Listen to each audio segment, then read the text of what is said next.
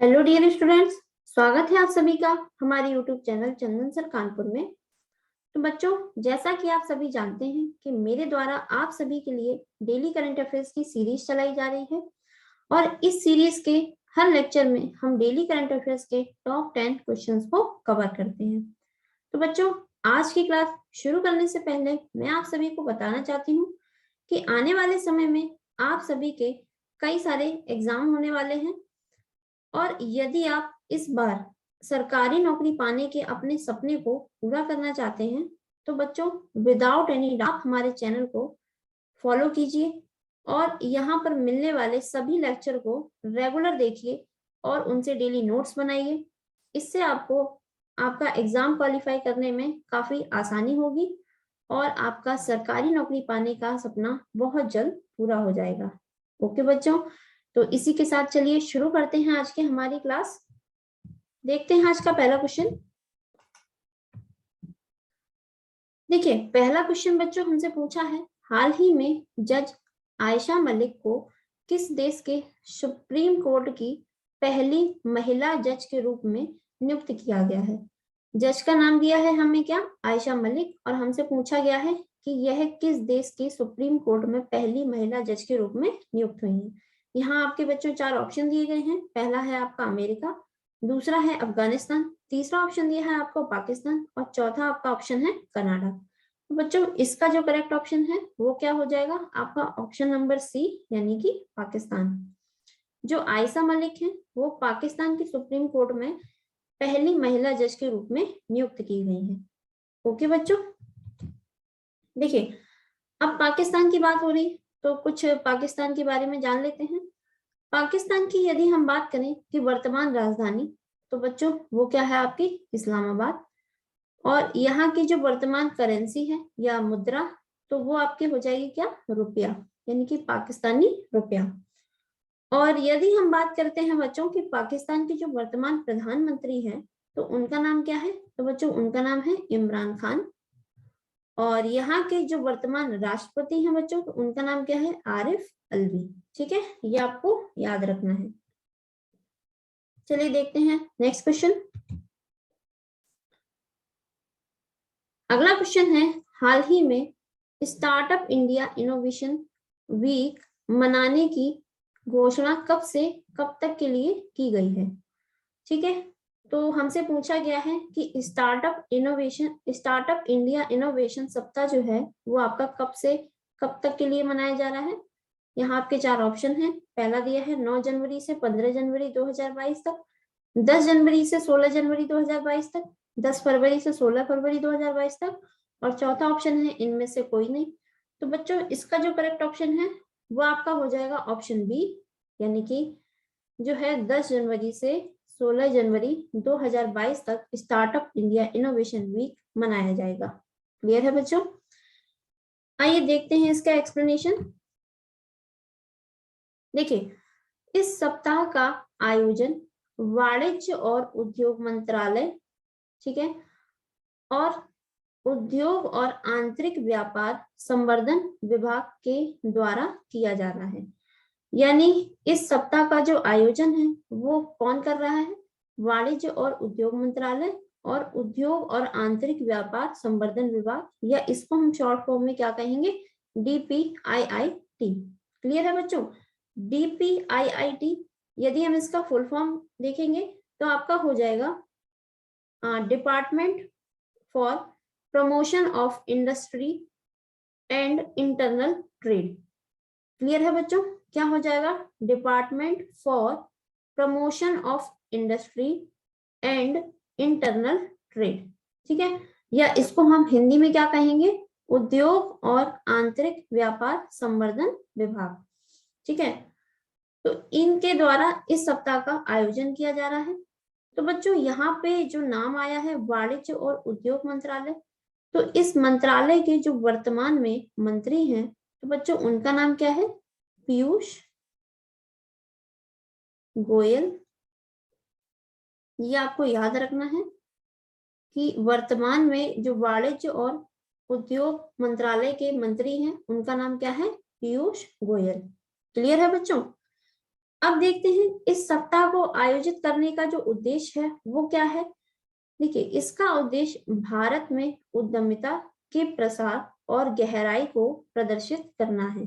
तो बच्चों, यहाँ पे जो बात हो रही है उद्यमिता, यानी कि किससे रिलेटेड है ये? उद्योग, या हम कह सकते हैं व्यापार, उद्योग धंधे, उनके प्रसार यानी उनको बढ़ावा देने के लिए, लोगों को इसके प्रति जागरूक करने के लिए कि लोग अपने उद्योगों को कैसे बढ़ा सकते हैं। तो इस उद्देश्य से इस सप्ताह का आयोजन किया जा रहा है। क्लियर है बच्चों? चलिए अगला क्वेश्चन देखेंगे। देखिए, अगला क्वेश्चन हमसे पूछा है, हाल ही में उत्तर प्रदेश सरकार ने राज्य के किस सैनिक स्कूल का नाम जनरल विपिन रावत सैनिक स्कूल रखने की घोषणा की है? तो बच्चों, यहाँ आपको 4 ऑप्शन दिए गए हैं। अमेठी, यहाँ पे सभी के आगे सैनिक स्कूल है, तो आप समझ जाना कि अमेठी सैनिक स्कूल, लखनऊ सैनिक स्कूल, झांसी सैनिक स्कूल, या आपका ऑप्शन नंबर डी है मैनपुरी सैनिक स्कूल। तो जो यूपी सरकार ने सैनिक स्कूल का नाम बदला है, तो वो कौन सा है? आपका मैनपुरी सैनिक स्कूल। क्लियर है बच्चों? मैनपुरी सैनिक स्कूल का नाम बदलकर क्या रख दिया गया है? जनरल बिपिन रावत सैनिक स्कूल। क्लियर है बच्चों? ठीक है, मैनपुरी सैनिक स्कूल का नाम बदलकर क्या रखा गया है? जनरल बिपिन रावत सैनिक स्कूल। तो बच्चों, यदि हम बात करें कि यूपी में कुल कितने सैनिक स्कूल हैं, तो वर्तमान में यहाँ पे जो सैनिक स्कूल हैं इनकी संख्या कितनी है? 3। ठीक है, तो वो 3 कौन कौन से हैं ये भी मैं आपको बता दूं। यहाँ पे जो पहला ऑप्शन दिया है आपको अमेठी, एक तो ये हो जाएगा आपका, और जो तीसरा ऑप्शन है झांसी। ठीक है, और इसके साथ साथ मैनपुरी। तो इस तरीके से आपके जो कुल सैनिक स्कूल हैं वो कितने हो जाएंगे? 3। किस राज्य में? यूपी में। अमेठी सैनिक स्कूल, झांसी सैनिक स्कूल और मैनपुरी सैनिक स्कूल। और जो सैनिक स्कूल होते हैं वो पूरे देश में रक्षा मंत्रालय के द्वारा संचालित किए जाते हैं। तो ये आपको ध्यान रखना है बच्चों कि जो भी सैनिक स्कूल हैं वो आपका कौन सा मंत्रालय संचालित करता है? रक्षा मंत्रालय। क्लियर है बच्चों? और यहाँ पे जो नाम दिया है लखनऊ, लखनऊ में जो सैनिक स्कूल है इसका पूरा नाम यूपी सैनिक स्कूल है। क्या है बच्चों? यूपी सैनिक स्कूल। और इसको संचालित जो है वो रक्षा मंत्रालय के द्वारा नहीं किया जाता है। क्लियर है बच्चों? चलिए इसके बारे में देखेंगे। देखिए, यहाँ पे विपिन रावत की बात हो रही है, तो इनके बारे में हमें बताया है कि जनरल विपिन रावत देश के पहले चीफ ऑफ डिफेंस थे, या इनको हम शॉर्ट में क्या कहते हैं? सीडीएस। ठीक है, तो केंद्र सरकार ने आपका 1 जनवरी 2020 को यह घोषणा की थी कि आज अब से क्या होगा, देश के जो तीनों सेनाओं के जो प्रमुख हैं वो कौन हो जाएंगे? सीडीएस। तो सीडीएस बनने वाले देश के पहले जो व्यक्ति थे वो कौन थे? जनरल विपिन रावत। और अभी कुछ टाइम पहले लास्ट दिसंबर 2021 में एक सैन्य हेलीकॉप्टर क्रैश की वजह से इनकी मृत्यु हो गई थी, तो जिसके कारण इनकी डेथ हो गई है। तो बच्चों, अगर हम बात करें कि वर्तमान में जो सीडीएस हैं, वर्तमान में जो सीडीएस बनाए गए हैं उनका नाम है बच्चों एम नरवणे। ओके, या इनका जो पूरा नाम है वो क्या है? मनोज मुकुंद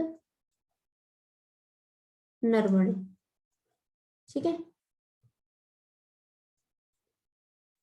तो वर्तमान में जो सीडीएस हैं जनरल बिपिन रावत के बाद जिनको नियुक्त किया गया है, तो उनका नाम क्या है? मनोज मुकुंद नरवणे। चलिए नेक्स्ट पॉइंट देखेंगे। देखिए, मैनपुरी सैनिक स्कूल की बात हो रही है, तो ये क्वेश्चन आपके लिए इंपॉर्टेंट हो जाता है कि मैनपुरी स्कूल सैनिक स्कूल की जो स्थापना है बच्चों वो कब की गई थी? तो वो आपका आंसर हो जाएगा क्या कि 1 अप्रैल 2019 को। क्लियर है बच्चों? चलिए बढ़ते हैं नेक्स्ट क्वेश्चन की ओर। देखिए अगला क्वेश्चन हमें दिया है, हाल ही में किस शहर में भारत के पहले ओपन रॉक संग्रहालय का उद्घाटन किया गया है? यानी कि हमें बताना है कि भारत के किस शहर में ओपन रॉक म्यूजियम का उद्घाटन किया गया है। यहाँ आपके 4 ऑप्शन दिए गए हैं, हैदराबाद, मुंबई, नई दिल्ली व भोपाल। तो बच्चों इसका जो करेक्ट आंसर है वो आपका हो जाएगा ऑप्शन नंबर ए, यानी कि हैदराबाद। हैदराबाद में भारत के पहले ओपन रॉक म्यूजियम या कह सकते हैं ओपन रॉक संग्रहालय का उद्घाटन किया गया है। आइए देखते हैं इसका डिटेल्ड एक्सप्लेनेशन। देखिए इस संग्रहालय का उद्घाटन केंद्रीय मंत्री जितेंद्र सिंह के द्वारा किया गया था, किया गया है वर्तमान में। ठीक है, तो इस संग्रहालय का जो उद्घाटन है वो किसने किया है? केंद्रीय मंत्री जितेंद्र सिंह ने। और कहां पर किया है? हैदराबाद में। क्लियर है बच्चों? देखिए जो संग्रहालय का नाम है वो क्या है आपका? Open rock. और जो रॉक, इसका अर्थ क्या होता है?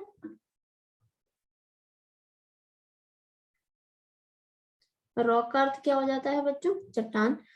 तो इस म्यूजियम में जो है आपका जो म्यूजियम है वो स्पेशली इसी के लिए बनाया गया है। इसका नाम ही है ओपन रॉक, यानी कि यहाँ पे लोगों को जो भारत में अलग अलग प्रकार की चट्टानें पाई जाती हैं भारत के अलग अलग हिस्सों में, तो उन सभी को यहाँ पे क्या किया गया है? संग्रहित किया गया है। और इन्हीं चट्टानों के बारे में लोगों को शिक्षित करने के लिए इस संग्रहालय का उद्घाटन किया गया है। क्लियर है बच्चों? चलिए अब जैसे हैदराबाद का नाम आया है, तो हैदराबाद यदि हम बात करें तो ये क्या है? वर्तमान में तेलंगाना की राजधानी है। क्लियर है बच्चों? तो अब तेलंगाना राज्य है, तो यहाँ के जो मुख्यमंत्री हैं इनको भी हम जान लेते हैं। तो इनका नाम क्या है बच्चों? के चंद्रशेखर राव। और यदि हम बात करेंगे तेलंगाना के जो वर्तमान राज्यपाल हैं, तो बच्चों उनका नाम क्या हो जाएगा? तमिलिसाई सुंदर राजन। क्लियर है? वर्तमान मुख्यमंत्री तेलंगाना के कौन हो जाएंगे? के चंद्रशेखर राव। और तेलंगाना के जो वर्तमान राज्यपाल हैं तो उनका नाम क्या हो जाएगा? तमिलिसाई सुंदर राजन। चलिए नेक्स्ट क्वेश्चन देखेंगे। देखिए नेक्स्ट क्वेश्चन हमें दिया है, हाल ही में student startup and innovation policy, या इसको हम शॉर्ट में कहेंगे SSIP 2.0 किस राज्य के द्वारा लॉन्च की गई है? तो हमसे पूछा गया है कि भारत के किस राज्य में student startup and innovation policy 2.0 को लॉन्च किया गया है। यहाँ आपके 4 ऑप्शन दिए गए हैं। देखिए पहला दिया है हमें कर्नाटक, दूसरा ऑप्शन दिया है हमारा आंध्र प्रदेश, तीसरा ऑप्शन है ओडिशा और चौथा ऑप्शन आपका दिया गया है क्या? गुजरात। तो बच्चों इसका जो करेक्ट आंसर है वो हो जाएगा ऑप्शन नंबर डी, यानी कि गुजरात में। तो student startup and innovation policy 2.0 को किस राज्य में लॉन्च किया गया है? तो आपका करेक्ट आंसर हो जाएगा गुजरात। ठीक है, आइए देखते हैं इसके बारे में। देखिए SSIP 2.0 को अकादमिक संस्थानों के अंतरराष्ट्रीय सम्मेलन में नव आचार में स्कूली छात्रों को आर्थिक रूप से समर्थन देने के उद्देश्य से लॉन्च किया गया है। यानी कि इसका जो उद्देश्य है वो क्या है कि जो भी स्कूली छात्र हैं, स्कूली छात्र के जो नवाचार होते हैं, नवाचार का मतलब होता है नए विचार या नई प्रोडक्टिविटी की हम बात करें, तो जैसे कोई भी बच्चा आगे कोई भी उद्योग करना चाहता है, किसी भी तरीके का प्रोडक्शन करना चाहता है, कोई नए काम के लिए सोचता है, तो ऐसे बच्चों को बढ़ावा देने के लिए और उनकी आर्थिक रूप से मदद करने के लिए, क्योंकि किसी भी काम को करने के लिए हमें सीधी सी बात है पैसों की जरूरत होती है।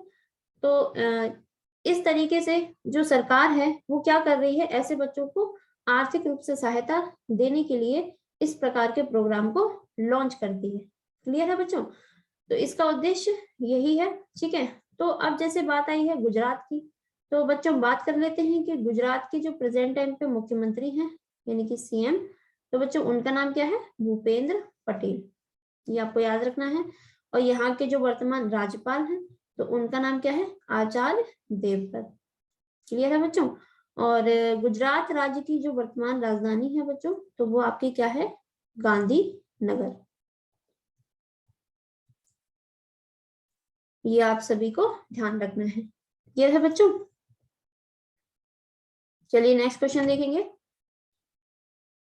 अगला क्वेश्चन हमें दिया है, हाल ही में अंतरराष्ट्रीय ऊर्जा एजेंसी के शोध के अनुसार भारत किस वर्ष तक दुनिया का तीसरा सबसे बड़ा इथेनॉल बाजार बन जाएगा? क्वेश्चन दोबारा रिपीट करते हैं। अंतरराष्ट्रीय ऊर्जा एजेंसी, या इसको हम शॉर्ट में क्या कहेंगे, IEA, यानी कि इंटरनेशनल एनर्जी एजेंसी के शोध के अनुसार भारत किस वर्ष तक का तीसरा सबसे बड़ा, ये आपको पॉइंट नोट करना है, कि दुनिया का तीसरा सबसे बड़ा इथेनॉल बाजार बन जाएगा। तो यहाँ बच्चों आपको 4 ऑप्शन दिए गए हैं। पहला है आपका 2024, दूसरा है 2025, तीसरा ऑप्शन दिया है आपका 2026 और चौथा ऑप्शन दिया है आपका 2028। तो बच्चों इसका जो करेक्ट आंसर है वो हो जाएगा आपका ऑप्शन नंबर सी, यानी कि 2026। क्लियर है बच्चों? देखिए बात की जा रही है इथेनॉल की, तो इसका क्या है मतलब, इथेनॉल को इतना प्रोडक्शन करने का क्या मतलब है? तो इसको बता दूं, जो इथेनॉल है आपका, इसको हम पेट्रोल में मिलाकर एज ए फ्यूल की तरीके से इस्तेमाल कर सकते हैं और इस्तेमाल किया भी जाता है। तो इथेनॉल से होता क्या है बच्चों, कि जो पेट्रोल है या इस तरह जो पेट्रोलियम चीजें होती हैं, इनसे जो हानिकारक गैसेस निकलती हैं, जैसे कार्बन मोनोऑक्साइड है, आपका SO2 है यानी कि सल्फर डाइऑक्साइड, इस प्रकार की जो हानिकारक गैसें हैं, तो इथेनॉल के इस्तेमाल से इन गैसेस में लगभग 35% तक कमी आती है। ठीक है, तो इसलिए जो सरकार है वो इथेनॉल के प्रयोग को ज्यादा बढ़ावा दे रही है और इसके प्रोडक्शन पे ज्यादा काम भी किया जा रहा है। तो अंतरराष्ट्रीय ऊर्जा एजेंसी का मानना है कि जो भारत है हमारा, इथेनॉल बाजार बन जाएगा, यानी कि इथेनॉल सबसे ज्यादा दुनिया में इस्तेमाल करने वाले तीसरे नंबर पे आ जाएगा यह देश। ठीक है, और इससे पहले जो 2 देश हैं उनमें अब जो नाम आया है वो है अमेरिका, और बच्चों दूसरा है आपका ब्राजील। ठीक है, यानी कि भारत से आगे सिर्फ ये 2 देश बचेंगे, इनके बाद तीसरे नंबर पे हमारा भारत आ जाएगा। किसके इस्तेमाल में? इथेनॉल के इस्तेमाल में। क्लियर है बच्चों? चलिए देखेंगे, दिया है, देखिए अंतरराष्ट्रीय ऊर्जा एजेंसी की के मुख्यालय की अगर हम बात करें, तो बच्चों ये आपका जो मुख्यालय स्थित है, ये आपका कहाँ पर स्थित है? पेरिस, जो कि आपका क्या है? फ्रांस की राजधानी। जो फ्रांस देश है उसकी राजधानी पेरिस में अंतरराष्ट्रीय ऊर्जा एजेंसी का मुख्यालय स्थित है। और बच्चों यदि हम बात करें कि अंतरराष्ट्रीय ऊर्जा यानी IEA की स्थापना कब हुई थी, तो बच्चों ये आपको सन याद रखनी है, 1974 या फिर 1974 में अंतरराष्ट्रीय ऊर्जा एजेंसी की स्थापना की गई थी। क्लियर है बच्चों? चलिए बढ़ते हैं अगले क्वेश्चन की ओर। देखिए क्वेश्चन हमें दिया है, हाल ही में विश्व युद्ध अनाथ दिवस किस दिन मनाया गया है? 4 ऑप्शन है आपके, 6 जनवरी, 7 जनवरी, 8 जनवरी या फिर 5 जनवरी। तो बच्चों इसका जो करेक्ट ऑप्शन है आपको पता होगा, ऑप्शन नंबर ए, यानी कि 6 जनवरी। क्लियर है बच्चों? यानी कि विश्व युद्ध अनाथ दिवस किस दिन मनाया जाता है? हर साल 6 जनवरी को इसको मनाते हैं। देखिए इसका एक्सप्लेनेशन देखेंगे। इस दिवस को मनाने की जो शुरुआत है वो किसने की थी? फ्रांसीसी संगठन, और इस संगठन का नाम है SOS इन्फेंट्स एंड डिस्ट्रेसेस। ठीक है, ये संगठन है एक फ्रांसीसी संगठन जिसने विश्व युद्ध अनाथ दिवस मनाने की घोषणा की थी। ठीक है, और इस दिवस को जो मनाने का पर्पस है वो ये है कि जितने भी अनाथ बच्चे हैं, अब वो चाहे किसी युद्ध क्षेत्र से अनाथ हुए हों या किसी महामारी की वजह से जिन बच्चों ने अपने माँ बाप को खो दिया है, यानी सभी अनाथ बच्चे। कैसे बच्चे? सभी अनाथ बच्चे। ठीक है, तो ये इसको किस स्तर पे मना रहे हैं? विश्व स्तर पे। यानी कि जो यूनिसेफ है उसका मानना है कि जितने भी अनाथ बच्चे हैं उन सभी का, चाहे वो किसी भी देश के हों, ठीक है, मतलब जिस देश में वो रहते हैं वहां की सरकार का ये कर्तव्य है कि ऐसे बच्चों की देखभाल की जाए, उनके पालन पोषण का ध्यान रखा जाए। तो इसी के प्रति लोगों को जागरूक करने के लिए इस दिवस को मनाया जाता है। क्लियर है बच्चों? चलिए नेक्स्ट क्वेश्चन देखेंगे। नेक्स्ट क्वेश्चन हमें दिया है, हाल ही में 25वें राष्ट्रीय युवा महोत्सव को कहाँ आयोजित करने की घोषणा की गई है? तो बच्चों 4 ऑप्शन दिए गए हैं आपको। नई दिल्ली, दूसरा है आपका पुडुचेरी, तीसरा दिया है आपका कोलकाता और चौथा ऑप्शन दिया गया है बंगलुरु। पूछा गया है हमसे 25वें राष्ट्रीय युवा महोत्सव की जो महोत्सव को आयोजित करने की घोषणा है वो कहाँ की गई है? तो बच्चों इसका जो करेक्ट आंसर है वो हो जाएगा आपका ऑप्शन नंबर बी, यानी कि पुडुचेरी। तो 25वां राष्ट्रीय युवा महोत्सव कहाँ पर आयोजित किया जाएगा? पुडुचेरी में। क्लियर है बच्चों? आइए इसके बारे में डिटेल देखते हैं। देखिए, इस महोत्सव का आयोजन युवा मामले व खेल मंत्रालय के द्वारा किया जाएगा। सबसे पहले तो आपको याद रखना है कि इस महोत्सव का जो आयोजन है वो कौन सा मंत्रालय कर रहा है? युवा मामले व खेल मंत्रालय। ठीक है, और यदि हम बात करें कि इस आयोजन को कब से कब तक के लिए किया जा रहा है, तो 12 से 16 जनवरी तक। ठीक है, तो इस महोत्सव का जो आयोजन है वो बच्चों कब से कब तक किया जा रहा है? 12 से 16 जनवरी तक, जो कि कहाँ पर? पुडुचेरी में। ठीक, और इस महोत्सव का जो उद्घाटन है वो कौन करने वाला है?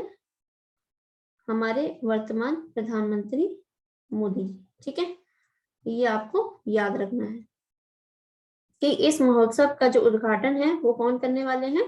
प्रधानमंत्री नरेंद्र मोदी। और इसकी डेट आपको याद रखनी है 12 से 16 जनवरी। और कौन से मंत्रालय के द्वारा इस महोत्सव का आयोजित किया जा रहा है? युवा मामले व खेल मंत्रालय।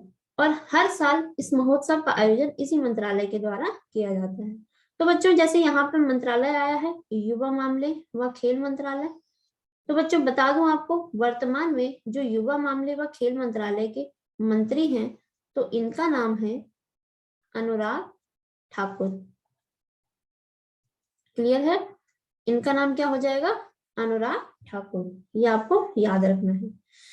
देखिए नेक्स्ट लिखा है, यह उत्सव युवा आइकन स्वामी विवेकानंद की जयंती के उपलक्ष्य में मनाया जाता है। तो इस उत्सव का जो आयोजन है वो किस लिए करते हैं? जो युवा आइकन है, युवा आइकन किसको कहा गया है? स्वामी विवेकानंद। तो आप सभी जानते हैं कि जो स्वामी विवेकानंद थे ये युवाओं को काफी ज्यादा प्रोत्साहित करते थे। ठीक है, उनको बहुत ज्यादा सपोर्ट करते थे। तो इसलिए इनकी जयंती पर हर साल 12 जनवरी को राष्ट्रीय युवा दिवस भी मनाया जाता है। क्या मनाते हैं इस दिन? राष्ट्रीय युवा दिवस, या इंग्लिश में इसको हम क्या बोलेंगे? National youth day. क्लियर है बच्चों? तो 12 जनवरी को हर साल राष्ट्रीय युवा दिवस मनाते हैं। तो यहाँ पे जो शुरुआत हो रही है इस महोत्सव की वो भी आपकी 12 जनवरी से शुरू हो रही है और नाम भी है राष्ट्रीय युवा महोत्सव। तो इसी उपलक्ष्य में इसका आयोजन किया जाता है, जो कि इस बार कहाँ पे किया जा रहा है बच्चों? पुडुचेरी में। क्लियर है? ये सब आपको याद रखना है, इस क्वेश्चन के इंपॉर्टेंट फैक्ट्स हैं ये। चलिए नेक्स्ट क्वेश्चन देखेंगे। हाल ही में आतंकवाद निरोधी समिति के अध्यक्ष पद पर किसे नियुक्त किया गया है? तो हमसे पूछा गया है कि आतंकवाद निरोधी समिति के अध्यक्ष पद पर किसे नियुक्त किया गया है। तो बच्चों यहाँ आपके 4 ऑप्शन हैं, अतुल कश्यप, योशिता सिंह, टी.एस. तिरुमूर्ति या फिर इनमें से कोई नहीं। तो बच्चों यहाँ जो इसका करेक्ट आंसर है, यानी कि आतंकवाद निरोधी समिति के अध्यक्ष जो हैं वर्तमान में चुने गए हैं उनका नाम क्या है? ऑप्शन नंबर सी, यानी कि टी.एस. तिरुमूर्ति। क्लियर है बच्चों? ये आपको याद रखना है। अब बात आई है आतंकवाद निरोधी समिति की। तो इसके बारे में हमें जानना है कि इसकी स्थापना कब हुई थी। तो बच्चों इसकी जो स्थापना है वो कब हुई थी, सन 2001 में। और इसकी जो स्थापना करने का उद्देश्य है वो क्या था कि जो आपका 9/11 वाला हमला हुआ था भारत में आतंकवादी का, उस चीज को ध्यान में रखते हुए कि आगे इस प्रकार के हमले ना हो, तो इस समिति की स्थापना की गई थी। क्लियर है? चलिए आज का लास्ट क्वेश्चन देखेंगे, जो कि हमारा 10वें नंबर का है। लास्ट क्वेश्चन पूछा है हमसे, हाल ही में अंतरराष्ट्रीय सौर गठबंधन ISA में कौन सा देश नए सदस्य के रूप में चुना गया है। तो बच्चों यहाँ आपको 4 ऑप्शन दिए गए हैं, मैक्सिको, एंटीगुआ एवं बारबुडा, बहामास या फिर इक्वाडोर। तो हमसे पूछा है कि अंतरराष्ट्रीय सौर गठबंधन, या इसको हम शॉर्ट में क्या कहेंगे, ISA या फिर इंटरनेशनल सोलर एलियंस, ठीक है, अलायंस सॉरी। तो आपके 4 ऑप्शन दिए गए हैं, मैक्सिको, एंटीगुआ एवं बारबुडा, बहामास और इक्वाडोर। तो बच्चों इसका जो करेक्ट ऑप्शन है, हाल ही में इसका जो नया सदस्य देश बना है वो है आपका ऑप्शन नंबर बी, यानी कि एंटीगुआ एवं बारबुडा। इसके डिटेल्ड एक्सप्लेनेशन देखेंगे। देखिए, इंटरनेशनल सोलर एलियंस या ISA में शामिल होने वाला यह 102वां सदस्य है, ठीक है। यह आपको ध्यान रखना है कि ये कौन से नंबर का देश है, आपका 102 नंबर का देश है। और इससे पहले अभी फरवरी 2021 में जो है आपका 101वां जो सदस्य देश बना था बच्चों, तो वो था आपका अमेरिका। तो इससे पहले जो 101वां सदस्य बना था बच्चों, वो कौन सा था, अमेरिका। और इस प्रकार 102वां जो देश है वो आपका कौन सा हो जाएगा, एंटीगुआ व बरबुडा। अब बच्चों बात हो रही है ISA यानी कि इंटरनेशनल सोलर एलियंस। तो बच्चों इसका जो मुख्यालय है वो आपका स्थित है कहाँ पर, यदि हम बात करें कि इसके मुख्यालय की, तो बच्चों ये स्थापित है आपका गुरुग्राम, या इसको हम और क्या किस नाम से जानते हैं, गुड़गांव में, जो कि आपका दिल्ली के पास है गुड़गांव, ठीक है। और यदि हम बात करें कि ISA की स्थापना, तो बच्चों इसकी जो स्थापना है वो की गई थी 30 नवंबर 2015 को। क्लियर है? तो इसकी स्थापना कब की गई थी, 30 नवंबर 2015 को। और ISA का मुख्यालय है जो कि कहाँ पर स्थित है, गुरुग्राम में। क्लियर है बच्चों? और यदि हम बात करें कि जो ISA है इसके वर्तमान में महानिदेशक कौन है, इनको भी हाल ही में नियुक्त किया गया था। तो ISA के जो महानिदेशक हैं, तो बच्चों उनका नाम है, मैं आपको बता दूं, इनका नाम है क्या है, अजय माथुर।